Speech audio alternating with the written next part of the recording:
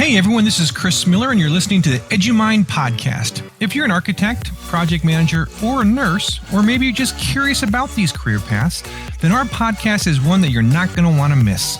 Each week, we'll be talking to subject matter experts, course instructors, and other special guests to bring you the latest and greatest in architecture, project management, and nursing, and a whole lot more.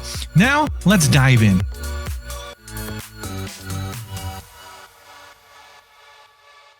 For a company or a firm, you're used to, okay, every day you leave the house 7 o'clock or whatever to get to the office by 8. You know what your routine is, right? You know that, okay, I'm going to go in, I might have a stand-up meeting, I might have some other meetings throughout the day, I might have a client call, but it's pretty structured. And now you're on your own, you're just getting started. So I'm sure you have what we call like controlled chaos, right? Where everything's not so structured. Yeah, so definitely. how are things going? Talk to me. Tell me how, what your day's like on an average. Well, first 2 weeks I was still on the transition Mm-hmm. of the year, first 2 weeks, first half of January to kind of help the office to transition out, gonna write down the status of all my project, let everybody know where things are. So it didn't quite start until kind of mid-January.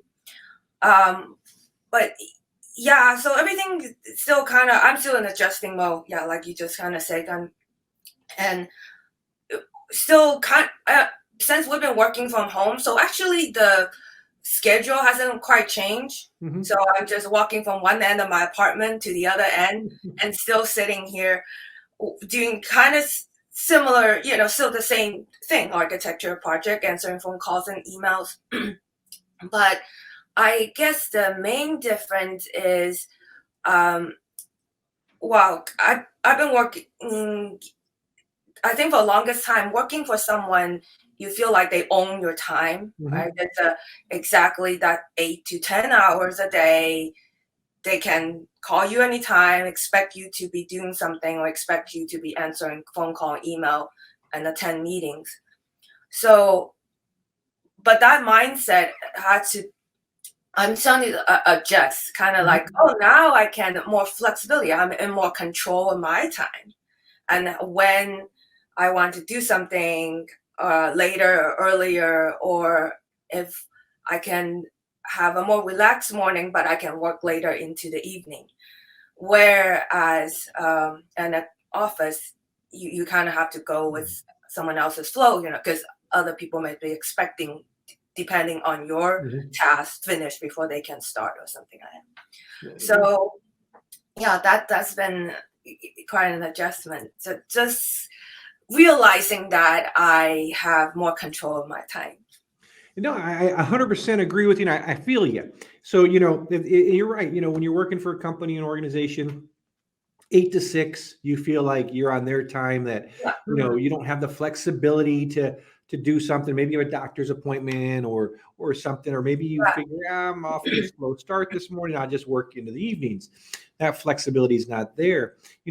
One of the things that I think has been a positive that came out of COVID, if anything positive, you can think of, is that I think some of that flexibility has become to fruition, I guess. Like, the remote working is there, but you're still confined to those hours, right? Like they still want you working in the work hours. And, I might find that at 4 a.m., I'm really productive, but, working for someone else, you don't have that I guess that flexibility. As now, if you want to get up at 2 a.m. and start hammering out some emails and then, take a coffee break, come back and resume at 10 a.m., you have that flexibility.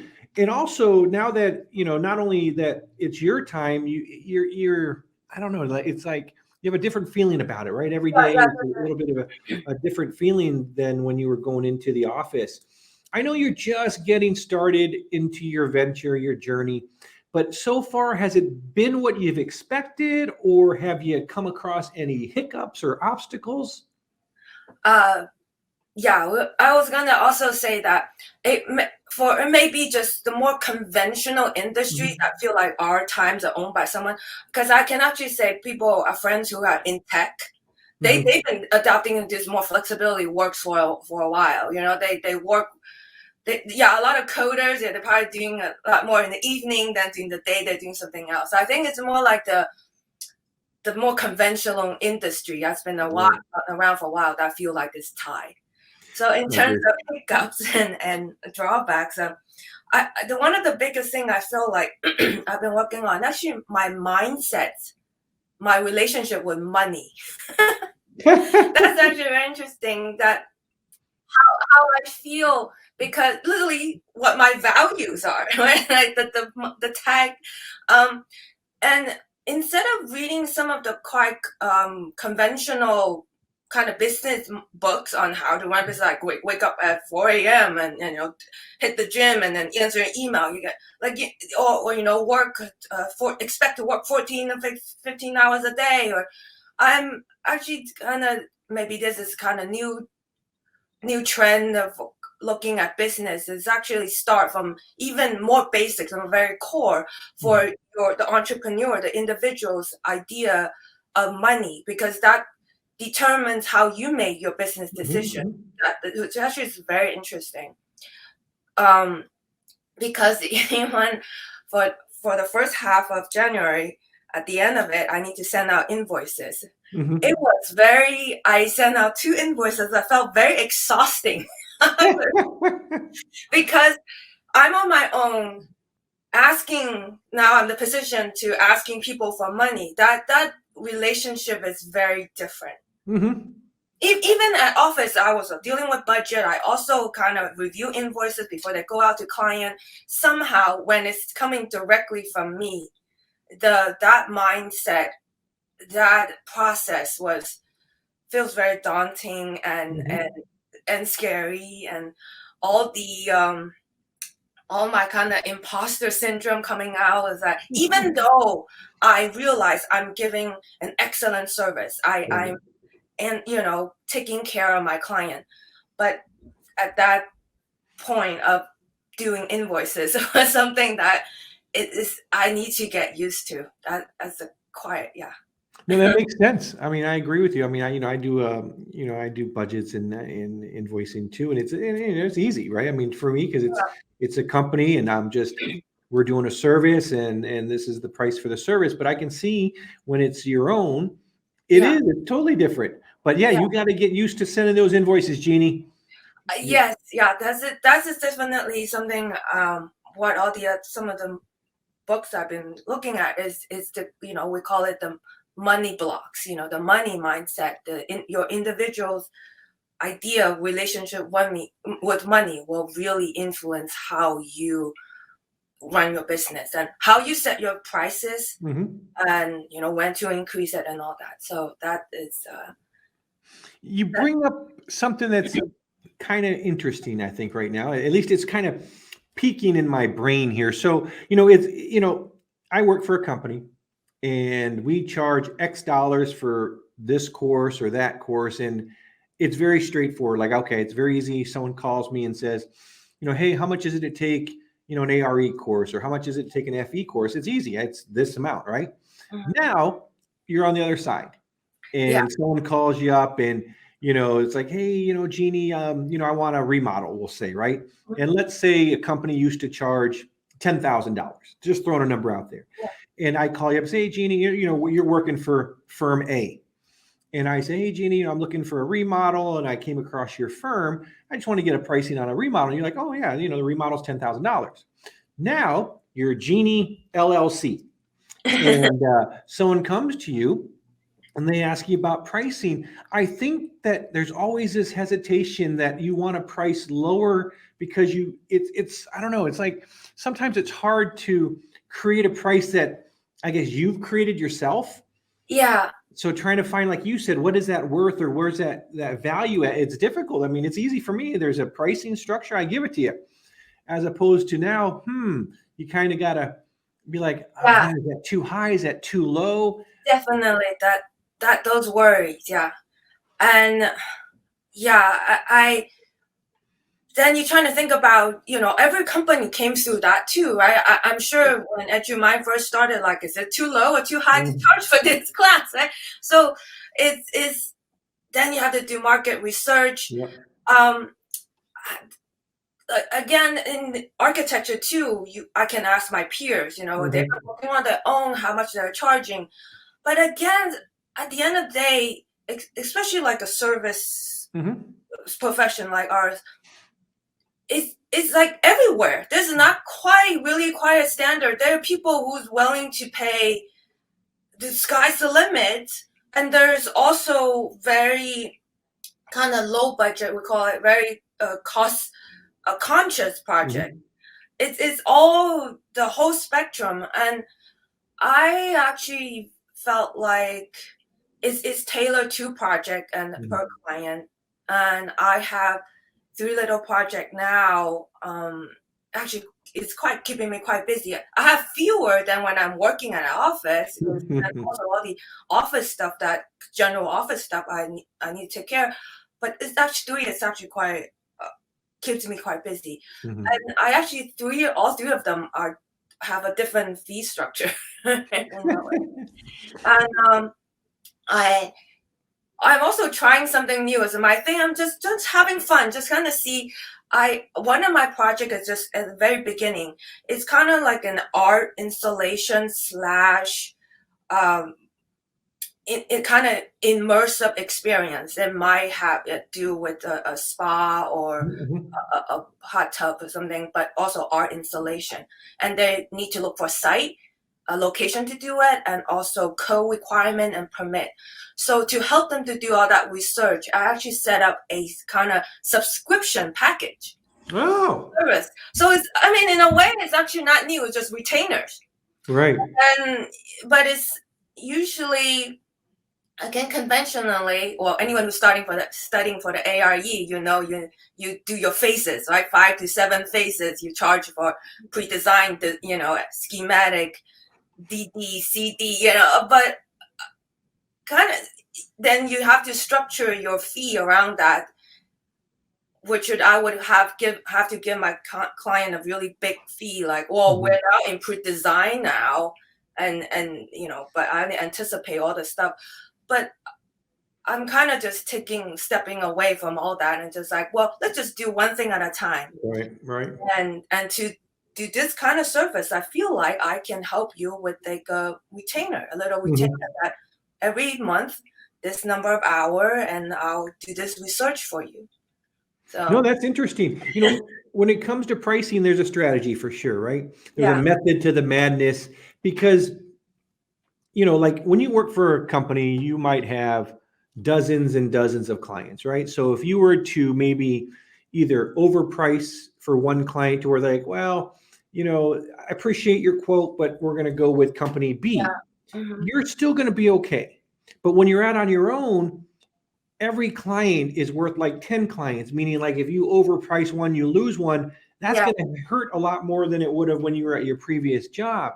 So you got to kind of worry about, okay, I don't want to overprice myself, but I don't want to underprice my services either. I mean, it's easier to decrease your price, right, than it is to increase your price.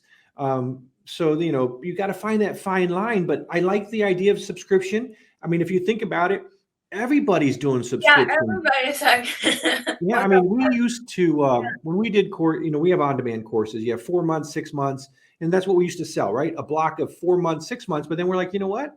We got to offer these monthly subscriptions, because that's the model. I mean, I guess we can thank Netflix for the whole subscription model. I love your retainer idea as well. I think that's kind of like a subscription in itself, that they know for X dollars every month, you're committing these many hours and this is what you're going to do. I think it's a pretty clear description to both parties. So I think that's a great idea. And then you're right, you can always build upon it, right? Like, all right, this retainer package A includes 20 hours plus this. And then, okay, now you want retainer package B, you get maybe an increased number of hours plus maybe another additional service. So I think that's kind of cool. So, Jeanie, I think you seem to be on the right track. You seem to be having a lot of fun, which is great. I mean, it makes working a lot easier. But yeah, we're definitely going to continue following you around on your journey. But also today, I know we wanted to talk about architects and unions, which is an interesting topic. So, some people, I guess, maybe don't put the two together, thinking union plus architect. So, some people might be wondering, what in the heck is a union? So what is a union there, Jeanie? Well, actually, maybe you can help me with this because I'm not growing up in a family where I don't think any of my relatives are in a union.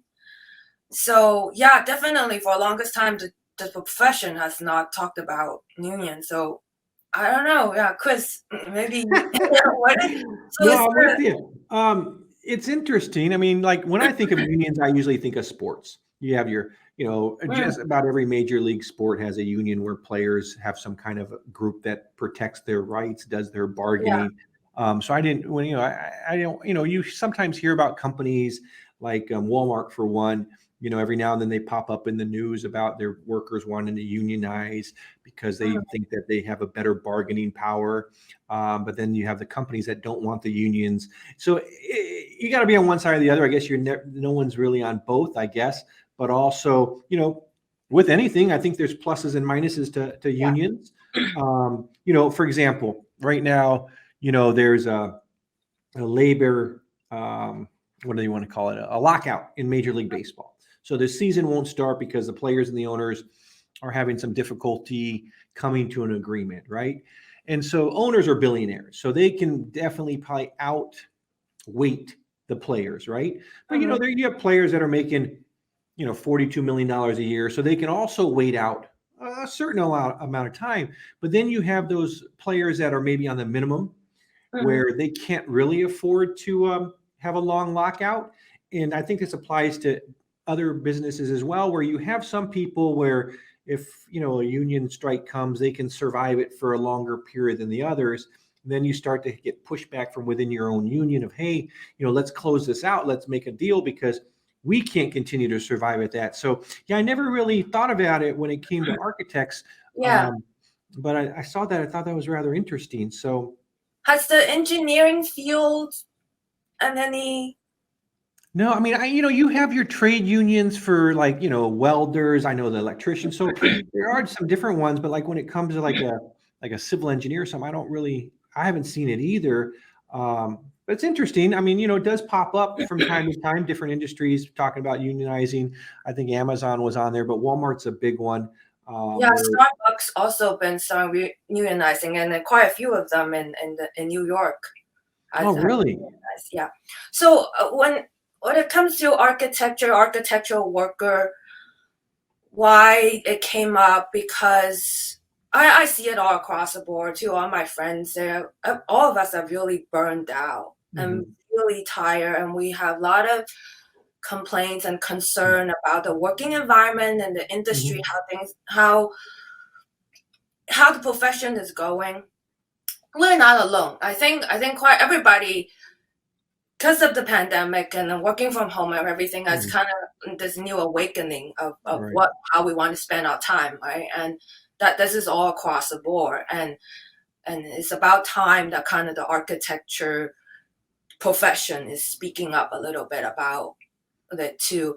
So in December, there's a pretty big office in New York, the shop. I think people were quite familiar with it, and then they do a lot of um, skyscrapers in New Mhm. York, and they're all nice, good buildings. And they're building one of the tallest building in downtown Brooklyn. And Oh, it'll be, wow. I think taller than anything in Manhattan as well. I forget. It's been a while, but yeah. Um, so I everybody's very tired. We're burned Mhm. out, and just they're talking about unionizing so that they can bargain a Mhm. better pay, better working condition.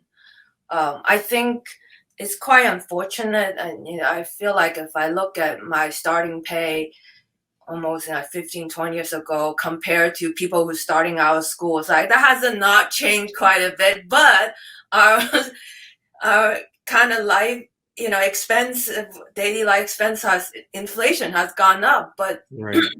after 10, 15 years, the starting salary for an architect is still very low. With at least 60, $80,000 of student loan. So, and it all depends undergrad, graduate, where you Right. are. No, So I agree. Wow, that's incredible. I like to see a kind of a similar pay scale that was, existence 15, 20 years ago.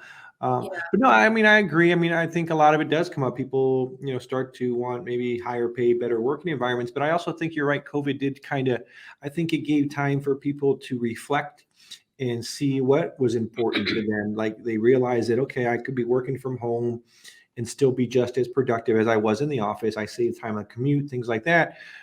And but also, people are like they don't want to work these crazy long hours anymore. I've seen it. A lot of people, and there was an article I think maybe last month that there were so many people that were just quitting their jobs Yep. because they not necessarily have another job lined up. It's just burned out, right? I mean, change your priorities. So Well, yeah, I added to the statistic. I'm like right here. that's true. And and I'm sure that some of the things that that you were experiencing or that maybe you talked with your friends and colleagues played into wanting to go out on your own, or maybe that you had that vision of going out on your own, but maybe some of these things that happened over the last 2 years is what pushed you to maybe speed up the timeline or to make the Yeah. jump. And I think, like you said, if you want to get up at 2 a.m., 3 a.m. and do some work, you can. If you want to go out have lunch with some friends from 10 to noon, you don't have to worry about, oh man, are they going to come looking for me? Yeah. Yeah. Yeah. But also being a business owner too, as yourself there's a couple of things too. It's like your time, you might have a lot more flexibility than someone like me that works for a company. But also with that flexibility, it comes with some extra responsibility, meaning like, you got to worry about, okay, if I don't put in the time, nobody else is going to do the work. Yeah. So it's kind of self-governing in the sense that you're still going to end up doing the time. It's just that maybe you do it at a different time of day, which is nice. But, I'm not saying the responsibility has lessened. I think the responsibility for you has probably increased because Yeah. now you're everything. You're accounts receivable, accounts payable, marketing, sales, Yeah. you're the whole 9 yards. So, but I mean, I think so far, I mean, you've been out there for what is it, mid-February? Yeah. You still have that. You still have that smile on your face that you had when I first met you. So, I can still tell you're having a good time. So, I'm looking forward to seeing you maybe in 4 weeks, where you can say, hey, this is what happened over the 4 weeks. I went from sending out 2 invoices in January to maybe I'm sending out 8 invoices now. I'm over the hesitation or the I guess the taxation of it, what it takes to do the invoicing. Now it's become like second nature to you. I'm curious to see how your subscription model works. Yeah. Are you going to add like retaining packages? That'll be a mystery I'd like to see unveil. But yeah, Jeanie, so, I appreciate you coming back out. I had a lot of fun with you again today.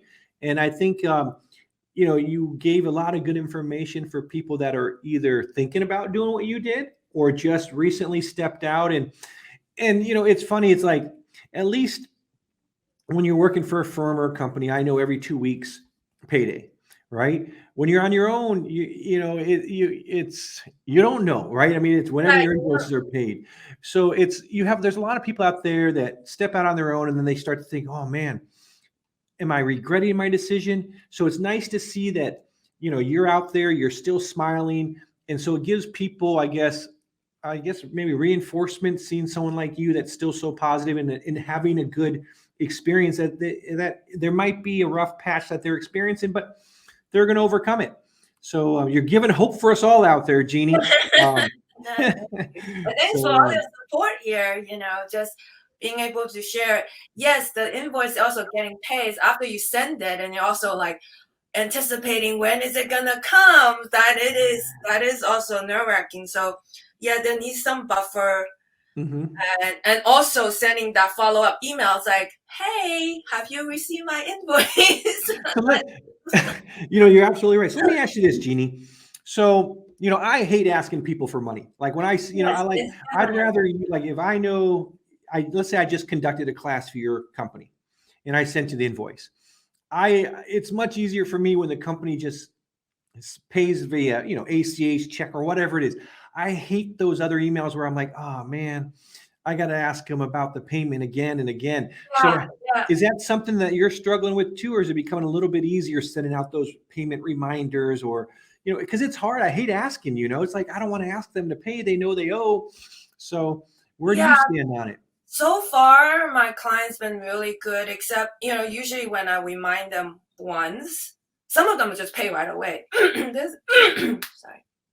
There's one of them I had to send a little reminder, but they will do it right away. But yeah, it's that hesitation, that discomfort about sending that reminder too. Like that's when you want your accountant or some kind of automatic button, just like Yeah, it's funny. It's like for us, if I notice an invoice hasn't been paid, I just tell somebody, "Hey, Nikki, can you send an email to this client?" I don't have to do it.